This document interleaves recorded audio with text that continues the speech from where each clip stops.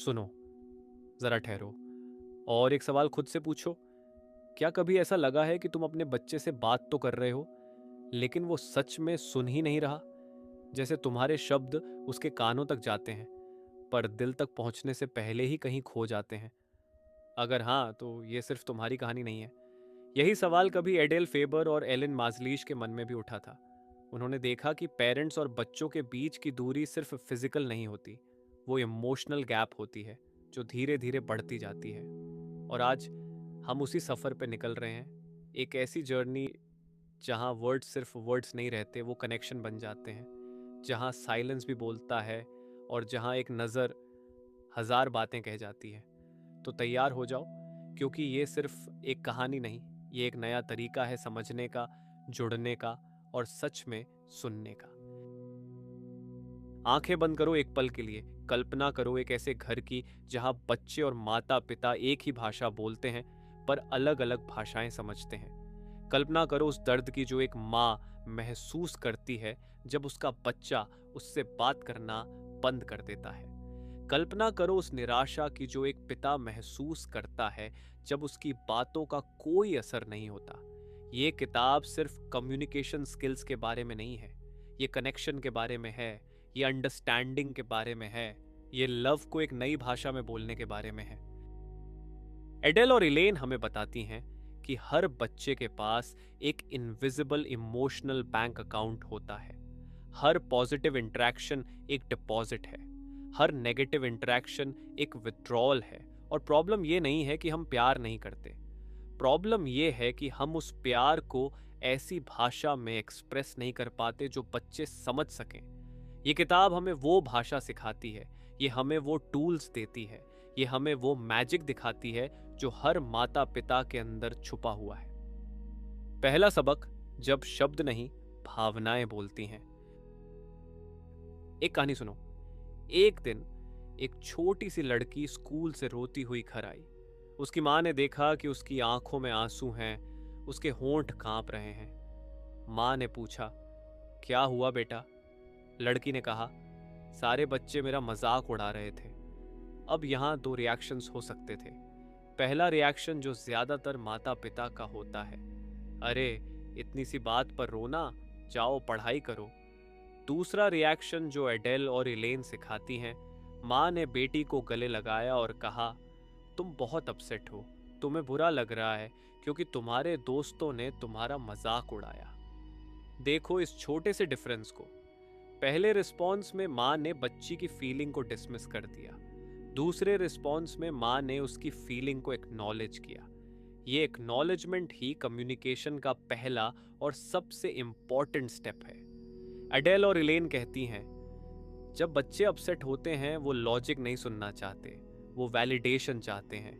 वो ये सुनना चाहते हैं कि उनकी फीलिंग्स रियल हैं, इम्पॉर्टेंट हैं और मैटर करती हैं। एक और एग्जाम्पल देखो। एक बच्चा चॉकलेट मांग रहा है। माँ कहती है, नहीं डिनर के बाद मिलेगी। बच्चा रोने लगता है। अब यहाँ ट्रेडिशनल रिस्पॉन्स होता है, रोना बंद करो, मैंने कहा नहीं मिलेगी। पर एडेल और इलेन का तरीका अलग है। वो कहती हैं, तुम चॉकलेट रियली चाहते हो, तुम्हें लगता है कि अभी चॉकलेट मिलनी चाहिए, मैं समझ सकती हूँ, पर डिनर के बाद ही मिलेगी। इस सिंपल स्टेटमेंट में तीन मैजिकल थिंग्स हुई। एक, बच्चे की डिजायर को एक्नॉलेज किया गया। दो, उसकी फीलिंग को वैलिडेट किया गया। तीन, लिमिट को क्लियरली कम्युनिकेट किया गया। तो पहला लेसन ये है, बच्चों की फीलिंग्स को इग्नोर मत करो, उन्हें जेन्युइनली एक्नॉलेज करो।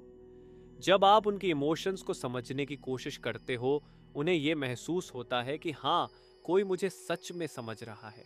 और जब किसी को यह फीलिंग आती है कि उसे समझा जा रहा है, तो वो नेचुरली ओपन हो जाता है सुनने के लिए, समझने के लिए। यही एक सिंपल लेकिन पावरफुल फॉर्मूला है।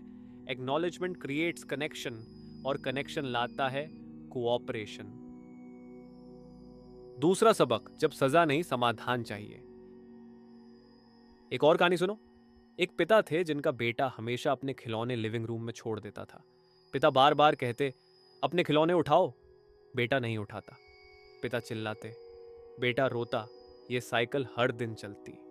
एक दिन पिता ने एडेल और एलिन की किताब पढ़ी। अगले दिन जब बेटे ने फिर खिलौने छोड़े, पिता ने चिल्लाने की बजाय कहा, मैं देख रहा हूं कि खिलौने फर्श पर पड़े हैं। मुझे डर है कि कोई उन पर पैर रखकर गिर जाएगा। क्या तुम मुझे इन्हें उठाने में हेल्प करोगे? बेटे ने हैरानी से पिता को देखा। फिर वो मुस्कुराया और कहा, हाँ पापा। और दोनों ने मिलकर खिलौने उठाए। क्या हुआ यहाँ? पिता ने ब्लेम करने की बजाय प्रॉब्लम डिस्क्राइब किया। उन्होंने ऑर्डर देने की बजाय हेल्प मांगी। और ये स्मॉल शिफ्ट ने एवरीथिंग चेंज कर दिया। एडेल और इलेन हमें बताती हैं कि बच्चे कमांड से कोऑपरेट नहीं करते, वो कनेक्शन से कोऑपरेट करते हैं। जब हम उन्हें ऑर्डर्स देते हैं, वो रेजिस्ट करते हैं।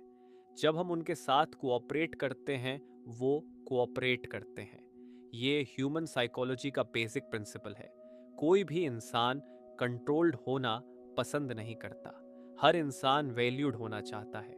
एक और पावरफुल टेक्निक है चॉइसेस देना। एक माँ का एग्जाम्पल देखो।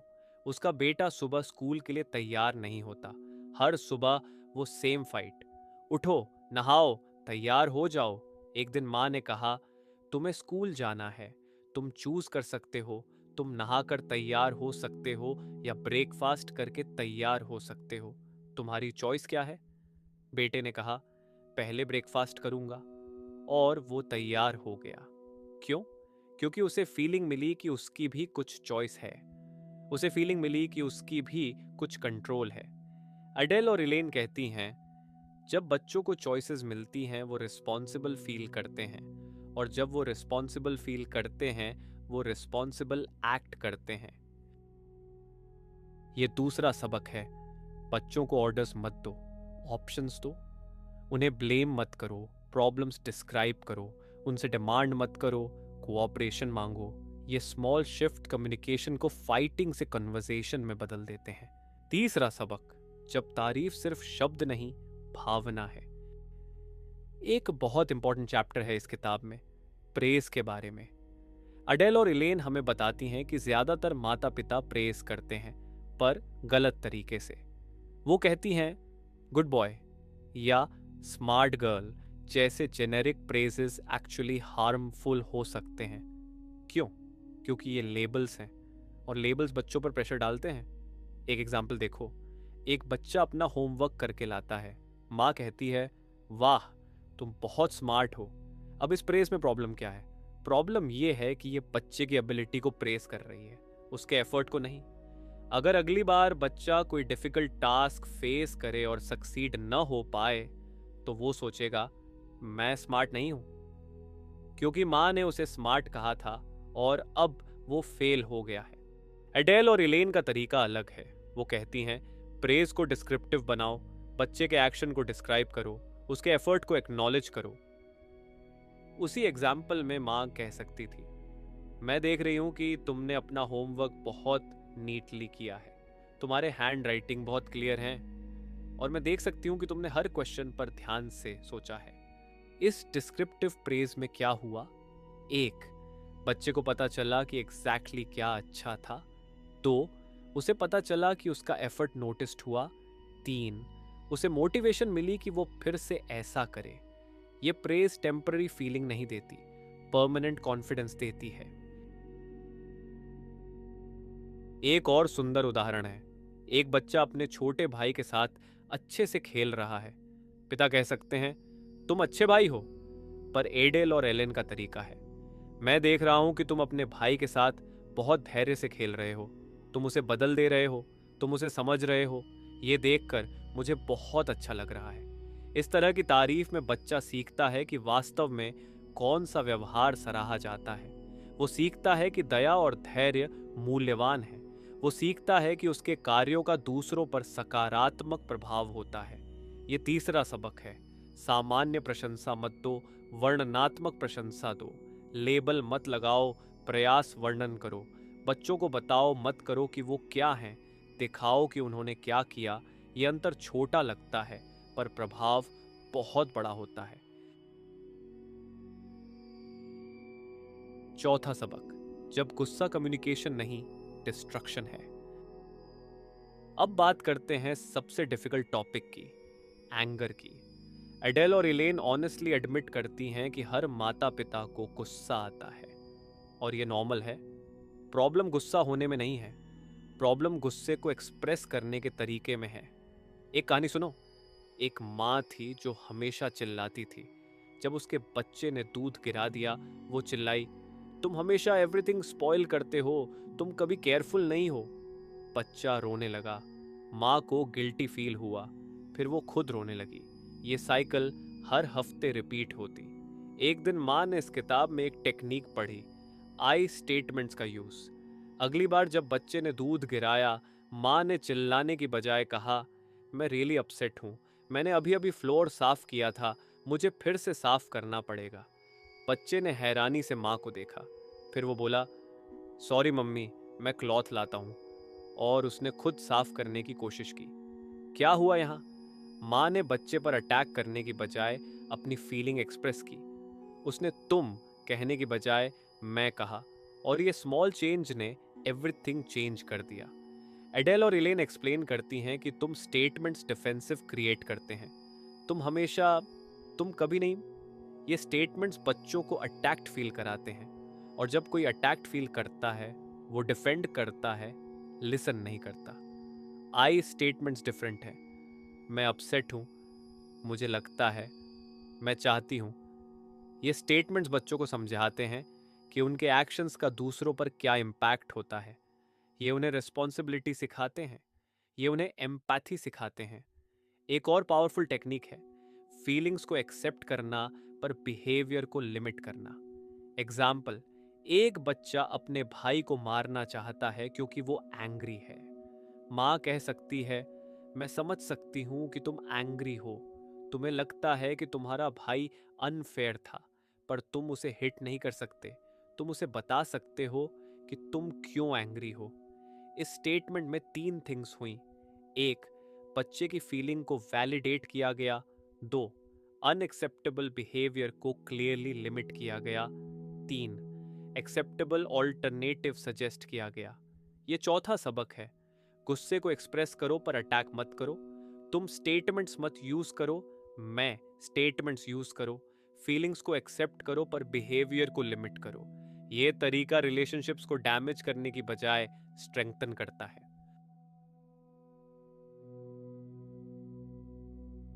5वां सबक, जब सुनना सिर्फ कानों का काम नहीं, दिल का काम है। अब बात करते हैं सबसे इंपॉर्टेंट स्किल की, लिसनिंग की। एडेल और इलेन कहती हैं कि ज्यादातर माता पिता सुनते हैं पर लिसन नहीं करते। वो हियर करते हैं पर अंडरस्टैंड नहीं करते, और ये डिफरेंस कम्युनिकेशन को कनेक्ट या डिसकनेक्ट कर देता है। एक ब्यूटीफुल एग्जाम्पल है, एक बच्चा स्कूल से आकर कहता है, मैं अपने टीचर से हेट करता हूं। अब ट्रेडिशनल रिस्पॉन्स क्या होता है? ऐसे मत बोलो, टीचर को रिस्पेक्ट करो, या तुम्हें टीचर से हेट नहीं करना चाहिए, या क्या हुआ, क्या प्रॉब्लम है। पर एडेल और एलेन का तरीका अलग है। वो कहती हैं, जब बच्चे स्ट्रॉन्ग फीलिंग्स एक्सप्रेस करते हैं, उन्हें एडवाइस मत दो, लेक्चर मत दो, क्वेश्चंस मत पूछो, बस लिसन करो, एक्नॉलेज करो। उसी एग्जाम्पल में माँ बस कह सकती है, तुम रियली अपसेट लग रहे हो, या तुम्हें टीचर से रियली प्रॉब्लम है। ये सिंपल एक्नॉलेजमेंट बच्चे को फील कराता है कि उसे हर्ट किया जा रहा है, और जब बच्चे फील करते हैं कि उन्हें हर्ट किया जा रहा है, वो खुलकर बात करते हैं। एक और टेक्निक है, साइलेंस का पावर। कभी कभी सबसे पावरफुल रिस्पॉन्स कोई रिस्पॉन्स नहीं होता, बस प्रेजेंस होता है, बस अटेंशन होता है। एक पिता की कहानी सुनो। उसका बेटा क्रिकेट मैच हार कर आया, वो रियली अपसेट था। पिता ने कुछ नहीं कहा, बस उसके पास बैठ गया। कुछ मिनटों के साइलेंस के बाद बेटा खुद बोला, पापा मैं रियली प्रैक्टिस करूंगा, अगली बार जीतूंगा।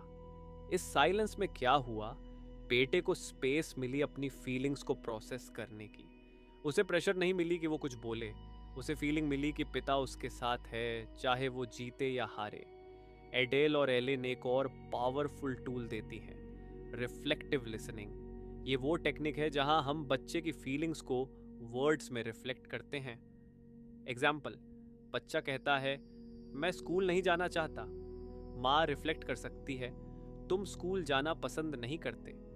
बच्चा, हाँ वो बोरिंग है। माँ, तुम्हें लगता है कि स्कूल बोरिंग है। इस रिफ्लेक्टिव लिसनिंग में बच्चा फील करता है कि उसे ट्रूली अंडरस्टूड किया जा रहा है, और जब कोई फील करता है कि उसे अंडरस्टूड किया जा रहा है, वो ओपन हो जाता है, वो शेयर करता है, वो कनेक्ट करता है। सुनो, पर सिर्फ कानों से नहीं, दिल से सुनो। एडवाइस मत दो, एक्नॉलेज करो। क्वेश्चंस मत पूछो, प्रेजेंस दो। ये लिसनिंग का रियल आर्ट है, और ये आर्ट सीखने के लिए पेशेंस चाहिए, प्रैक्टिस चाहिए, और सबसे बड़ी बात, प्रेजेंस ऑफ माइंड चाहिए। पांचवा सबक, जब सुनना सिर्फ कानों का काम नहीं, दिल का काम है। एक बहुत प्रोफाउंड कॉन्सेप्ट है इस किताब में, प्रॉब्लम ओनरशिप का। एडेल और इलेन हमें बताती हैं कि हर प्रॉब्लम का एक ओनर होता है, और जब हम दूसरे के प्रॉब्लम्स को अपना बना लेते हैं, हम उनकी लर्निंग को रॉब करते हैं। एक एग्जाम्पल देखो, एक बच्चा अपने फ्रेंड से फाइट करके आता है। माँ इमीडिएटली सॉल्यूशन देती है, मैं उसकी माँ से बात करती हूँ, तुम उसे इग्नोर करो। अब इस अप्रोच में प्रॉब्लम क्या है? प्रॉब्लम यह है कि माँ ने बच्चे के प्रॉब्लम को अपना बना लिया। उसने बच्चे को अपॉर्चुनिटी नहीं दी कि वो खुद सोचे, खुद डिसाइड करे। एडेल और इलेन का अप्रोच डिफरेंट है। वो कहती हैं, जब प्रॉब्लम बच्चे का है, सॉल्यूशन भी बच्चे का होना चाहिए। हमारी रोल हेल्पर की है, सॉल्वर की नहीं। उसी एग्जाम्पल में माँ कह सकती थी, हम तुम्हारे और तुम्हारे दोस्त के बीच प्रॉब्लम है, ये रियली टफ सिचुएशन है, तुम क्या सोचते हो, क्या किया जा सकता है? और फिर बच्चे को थिंक करने का चांस दिया जा सकता था। एक और ब्यूटीफुल टेक्निक है ब्रेन स्टॉर्मिंग टुगेदर। माँ कह सकती थी, चलो साथ में सोचते हैं क्या सॉल्यूशंस पॉसिबल हैं, तुम क्या सुझाव देते हो, मैं क्या सुझाव दे सकती हूँ, फिर हम डिसाइड करेंगे कि कौन सा सबसे अच्छा है। इस अप्रोच में क्या होता है? एक, बच्चा सीखता है प्रॉब्लम सॉल्विंग। दो, बच्चा फील करता है कि उसकी ओपिनियन मैटर करती है। तीन, बच्चा रिस्पॉन्सिबल फील करता है अपने डिसीजंस के लिए। चार, बच्चे का कॉन्फिडेंस बढ़ता है। एक रियल लाइफ स्टोरी सुनो। एक 10 साल की लड़की थी जो हमेशा अपना होमवर्क भूल जाती थी। उसकी माँ हर दिन उसे रिमाइंड कराती, तुमने तुम्हारा होमवर्क किया, किताबें पैक की, पेंसिल बॉक्स रखी। एक दिन माँ ने इस किताब को पढ़ा। अगले दिन उसने बेटी से कहा, मैंने नोटिस किया है कि तुम्हें होमवर्क रिमेंबर करने में प्रॉब्लम होती है। ये तुम्हारी रिस्पॉन्सिबिलिटी है। तुम क्या सोचती हो कि तुम इसे कैसे मैनेज कर सकती हो? बेटी ने कहा, मैं एक रिमाइंडर नोट लिखूंगी। माँ ने कहा, यह अच्छा आइडिया है। अगले दिन बेटी ने फिर होमवर्क भुला दिया। माँ ने कुछ नहीं कहा। बेटी को स्कूल में प्रॉब्लम हुई। उसने घर आकर कहा, मम्मी रिमाइंडर नोट काम नहीं कर रहा। माँ ने कहा, तुम क्या सोचती हो, अब क्या कर सकते हो? बेटी ने कहा, मैं अलार्म लगाऊंगी। और इस बार ये काम कर गया। इस स्टोरी में क्या हुआ? माँ ने रिस्पॉन्सिबिलिटी बेटी को ट्रांसफर की। बेटी ने खुद सॉल्यूशंस सोचे, बेटी ने खुद कॉन्सिक्वेंसेस फेस किए, और बेटी ने खुद सक्सेस अचीव की। ये लर्निंग टेम्परेरी नहीं थी, परमानेंट थी। ये छठा सबक है, बच्चों के प्रॉब्लम सॉल्व मत करो, उन्हें सॉल्व करने में हेल्प करो। आंसर्स मत दो, क्वेश्चंस पूछो। रिस्पॉन्सिबिलिटी अपने पास मत रखो, बच्चों को ट्रांसफर करो। ये डिफरेंस डिपेंडेंसी क्रिएट करने और इंडिपेंडेंस क्रिएट करने का डिफरेंस है। सातवां सबक, जब इनकरेजमेंट क्रिटिसिज्म से ज्यादा पावरफुल है। अब बात करते हैं एक और इंपॉर्टेंट टॉपिक की, एनकरेजमेंट की। एडेल और इलेन हमें बताती हैं कि एनकरेजमेंट और प्रेज में डिफरेंस है। प्रेज रिजल्ट पर फोकस करती है, एनकरेजमेंट एफर्ट पर फोकस करती है। प्रेज जजमेंट है, एनकरेजमेंट एक्नॉलेजमेंट है। एक एग्जाम्पल देखो, एक बच्चा पेंटिंग कंपटीशन में थर्ड आया। माँ कह सकती है, तुम्हें थर्ड प्राइज मिला, बहुत अच्छा, ये प्रेज है। पर एडेल और इलेन का तरीका है, मैं देख रही हूं कि तुमने इस पेंटिंग पर बहुत मेहनत की है, तुमने कलर्स बहुत केयरफुली चूज किए हैं, तुम्हारी क्रिएटिविटी रियली शाइन कर रही है। ये इनकरेजमेंट है। इस इनकरेजमेंट में क्या हुआ? बच्चे ने सीखा कि एफर्ट इंपॉर्टेंट है, रिजल्ट नहीं। उसने सीखा कि प्रोसेस इंपॉर्टेंट है, आउटकम नहीं। उसने सीखा कि इंप्रूवमेंट इंपॉर्टेंट है, परफेक्शन नहीं। एक और ब्यूटीफुल कॉन्सेप्ट है येट का पावर। एडेल और इलेन कहती हैं कि येट एक मैजिकल वर्ड है। जब एक बच्चा कहता है मैं ये मैथ प्रॉब्लम सॉल्व नहीं कर सकता, हम कह सकते हैं तुम अभी तक सॉल्व नहीं कर सकते। ये small word yet everything change कर देता है। ये फिक्स्ड माइंडसेट को ग्रोथ माइंडसेट में बदल देता है। एक रियल लाइफ एग्जाम्पल है। एक बच्चा बाइसिकल सीख रहा था, वो बार बार गिर रहा था, वो फ्रस्ट्रेटेड हो गया। उसने कहा मैं कभी बाइसिकल नहीं सीख पाऊंगा। उसके पिता ने कहा तुम अभी तक नहीं सीख पाए हो, पर मैं देख रहा हूं कि तुम हर बार थोड़ा बेटर हो रहे हो। पहले तुम 2 सेकंड्स बैलेंस कर पाते थे, अब 5 सेकंड्स कर पाते हो। ये इम्प्रूवमेंट है। इस एनकरेजमेंट के बाद बच्चे ने फिर ट्राई किया और एक हफ्ते में वो बाइक चलाना सीख गया। उसने सिर्फ बाइक नहीं सीखा, उसने परसेवरेंस सीखा, उसने रेजिलियंस सीखा, उसने ग्रोथ माइंडसेट सीखा। एडेल और इलेन एक और पावरफुल टूल देती हैं, डिस्क्रिप्टिव एनकरेजमेंट। एग्जाम्पल, एक बच्चा अपना बेड बना रहा है। माँ कह सकती है मैं देख रही हूं कि तुमने शीट्स को रियली नीटली अरेंज किया है, तुमने पिलो को सेंटर में रखा है और तुमने ब्लैंकेट को प्रॉपरली फोल्ड किया है। रूम रियली ऑर्गेनाइज्ड लग रहा है। इस डिस्क्रिप्टिव एनकरेजमेंट में बच्चा एग्जैक्टली जानता है कि क्या अच्छा है, वो एग्जैक्टली जानता है कि क्या कंटिन्यू करना है, और वो मोटिवेटेड फील करता है कि फिर से ऐसा करे। ये 7वां सबक है, बच्चों को प्रेज मत दो, एनकरेजमेंट दो। रिजल्ट्स पर फोकस मत करो, एफर्ट्स पर फोकस करो। कैनॉट मत कहो, कैनॉट येट कहो। ये डिफरेंस टेम्पररी मोटिवेशन और परमानेंट मोटिवेशन का डिफरेंस है। 8वां सबक, जब डिसिप्लिन पनिशमेंट नहीं टीचिंग है। अब बात करते हैं सबसे मिसअंडरस्टूड टॉपिक की, डिसिप्लिन की। एडेल और इलेन हमें बताती हैं कि डिसिप्लिन और पनिशमेंट में फंडामेंटल डिफरेंस है। डिसिप्लिन टीच करती है, पनिशमेंट हर्ट करती है।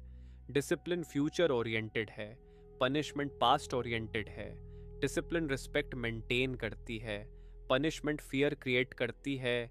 एक पावरफुल एग्जाम्पल है, एक बच्चा दीवार पर क्रेयॉन से ड्रॉ करता है।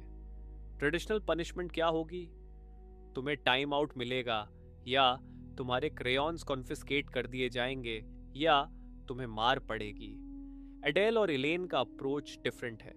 वो कहती हैं डिसिप्लिन का मकसद टीचिंग है, हमें बच्चे को सिखाना है कि क्या सही है, क्या गलत है। उसी एग्जाम्पल में माँ कह सकती है दीवारें ड्राइंग के लिए नहीं हैं, पेपर ड्राइंग के लिए हैं। अब तुम्हें इस दीवार को साफ करना होगा, मैं तुम्हें स्पंज और सोप दूंगी, और फिर बच्चे को दीवार साफ करने में हेल्प करेगी।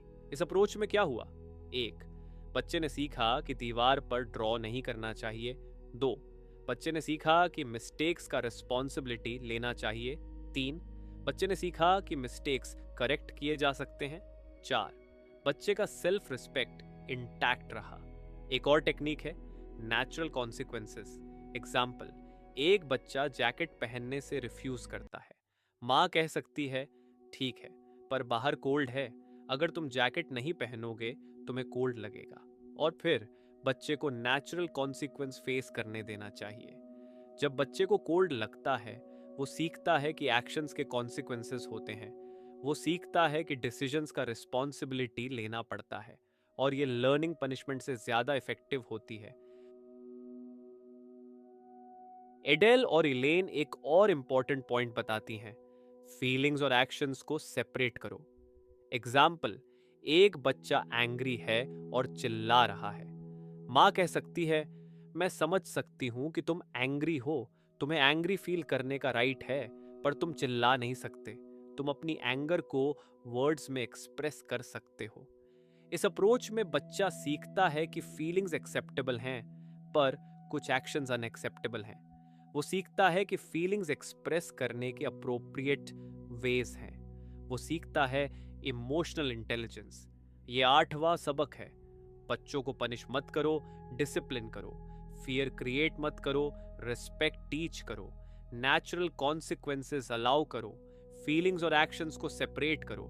ये डिफरेंस ओबीडियंस टीचिंग और रिस्पॉन्सिबिलिटी टीचिंग का डिफरेंस है। 10वां पन्ना, 9वां सबक। जब ऑटोनॉमी कंट्रोल से ज्यादा इंपॉर्टेंट है, एक बहुत प्रोफाउंड कंसेप्ट है जो पूरी किताब में रन करता है, ऑटोनॉमी का। एडेल और एलिन हमें बताती हैं कि हर इंसान, चाहे वो कितना भी छोटा हो, ऑटोनॉमी चाहता है। हर इंसान कंट्रोल चाहता है अपनी लाइफ पे। और जब हम बच्चों की ऑटोनॉमी रिस्पेक्ट करते हैं, वो कून ऑपरेट करते हैं। एक ब्यूटीफुल एग्जाम्पल है। एक 4 साल का बच्चा था जो हमेशा ड्रेसिंग में फाइट करता था। उसकी माँ हर सुबह उसे फोर्सफुली ड्रेस कराती थी। बच्चा रोता था, माँ चिल्लाती थी। एक दिन माँ ने कहा, तुम चूज कर सकते हो, रेड शर्ट या ब्लू शर्ट। बच्चे ने ब्लू शर्ट चूज किया। फिर माँ ने कहा, तुम चूज कर सकते हो, पहले पैंट्स पहनो या पहले शर्ट पहनो। बच्चे ने पैंट्स चूज किए और जादू हुआ। बच्चे ने खुद ड्रेस कर लिया। क्यों? क्योंकि उसे फीलिंग मिली कि उसकी भी कुछ कंट्रोल है। उसे फीलिंग मिली कि उसकी भी कुछ चॉइस है। और ये स्मॉल ऑटोनॉमी ने बिग कोऑपरेशन क्रिएट की। एक और टेक्निक है, इन्वॉल्वमेंट। जब बच्चे डिसीजंस में इन्वॉल्व्ड होते हैं, वो उन डिसीजंस को फॉलो करते हैं। एग्जाम्पल, एक फैमिली डिनर प्लान कर रही है। माँ कह सकती है, चलो सब मिलकर डिसाइड करते हैं कि इस हफ्ते क्या बनाना है। हर कोई एक डिश सजेस्ट करे, फिर हम वोट करेंगे। इस इन्वॉल्वमेंट में बच्चे फील करते हैं कि उनकी ओपिनियन मैटर करती है। वो फील करते हैं कि वो इम्पोर्टेंट हैं और वो हैप्पीली कोऑपरेट करते हैं। एडेल और इलेन एक और इम्पॉर्टेंट पॉइंट बताती हैं, स्मॉल चॉइसेस से स्टार्ट करो। छोटे बच्चों को बड़े डिसीजंस नहीं दे सकते, पर स्मॉल चॉइसेस दे सकते हैं। तुम एप्पल चाहोगे या बनाना? तुम पार्क जाना चाहोगे या गार्डन? तुम ब्लू क्रेयॉन से ड्रॉ करोगे या रेड क्रेयॉन से? ये स्मॉल चॉइसेस बच्चों को डिसीजन मेकिंग सिखाती हैं। ये उन्हें कॉन्फिडेंस देती हैं। ये उन्हें रिस्पॉन्सिबिलिटी सिखाती हैं और ये ग्रेजुअली बड़े डिसीजंस के लिए प्रिपेयर करती हैं। ये 9वां सबक है, बच्चों को कंट्रोल मत करो, ऑटोनॉमी दो। ऑर्डर्स मत दो, चॉइसेस दो। एक्सक्लूड मत करो, इन्वॉल्व करो। ये डिफरेंस पावर स्ट्रगल और पार्टनरशिप का डिफरेंस है। 11वां पन्ना, 10वां सबक। जब कनेक्शन कम्युनिकेशन का फाउंडेशन है, अब बात करते हैं सबसे इंपॉर्टेंट लेसन की, जो पूरी किताब का फाउंडेशन है, कनेक्शन की। एडेल और इलेन हमें बताती हैं कि कम्युनिकेशन टेक्निक्स इंपॉर्टेंट हैं, पर टेक्निक्स से पहले कनेक्शन इंपॉर्टेंट है। टेक्निक्स माइंड को रीच करती हैं, कनेक्शन हार्ट को रीच करती है। एक ब्यूटीफुल मेटाफोर है जो वो यूज करती है, इमोशनल बैंक अकाउंट का। हर रिलेशनशिप में एक इमोशनल बैंक अकाउंट होता है। पॉजिटिव इंटरैक्शंस डिपॉजिट्स हैं, नेगेटिव इंटरैक्शंस विथड्रॉल्स हैं। और जब अकाउंट में बैलेंस पॉजिटिव होता है, रिलेशनशिप स्मूथ चलते हैं। जब बैलेंस नेगेटिव होता है, रिलेशनशिप स्ट्रगल करते हैं। एक एग्जाम्पल देखो, एक पिता थे जो हमेशा बिजी रहते थे। वो बच्चे के साथ क्वालिटी टाइम नहीं स्पेंड करते थे, पर जब बच्चा मिसबिहेव करता था, वो इमीडिएटली रिएक्ट करते थे।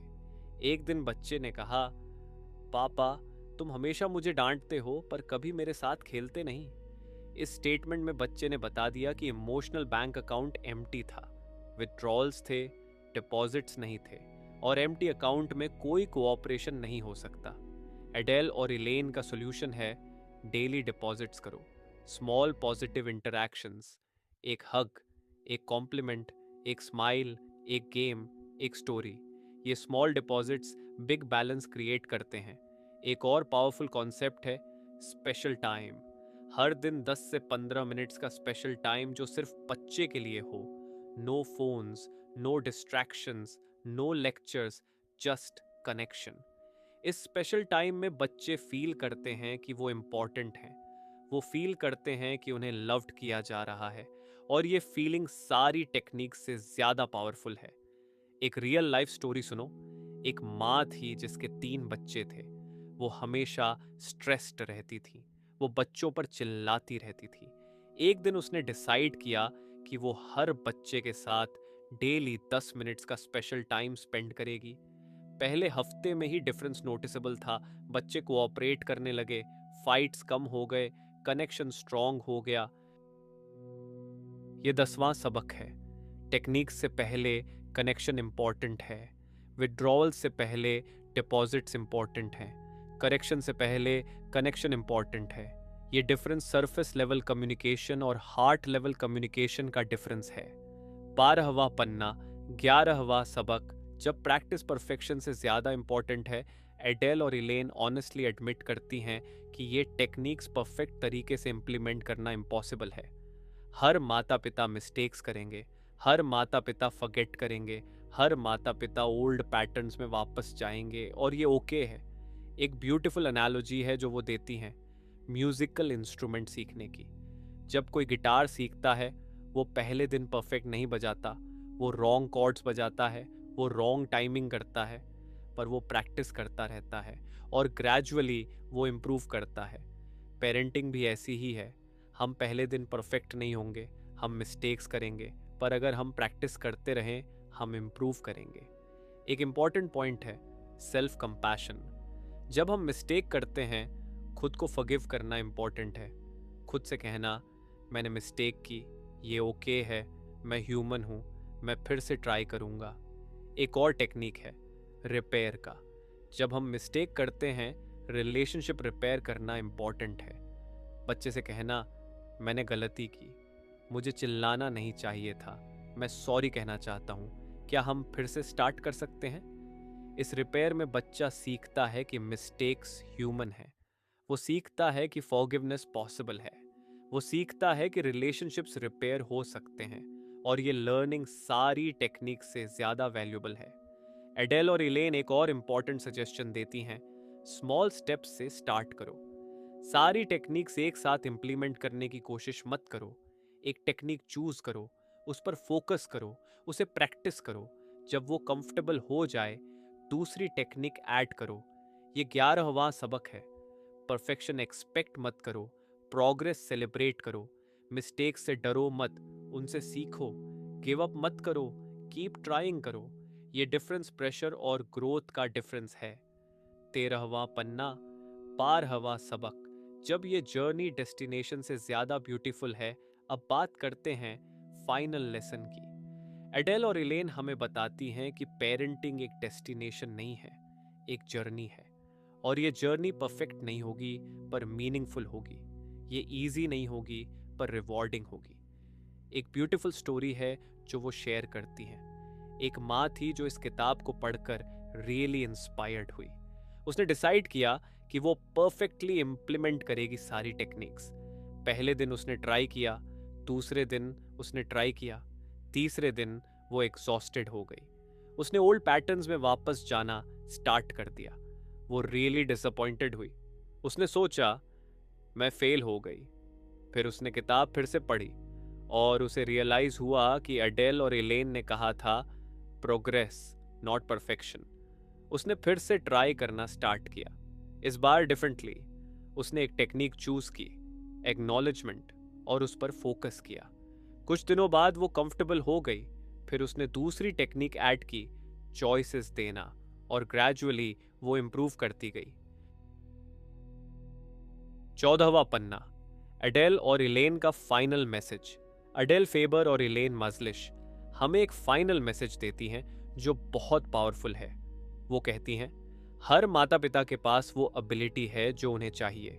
हर माता पिता के पास वो लव है जो उन्हें चाहिए। हर माता पिता के पास वो विजडम है जो उन्हें चाहिए। बस उसे एक्सेस करने का तरीका चाहिए।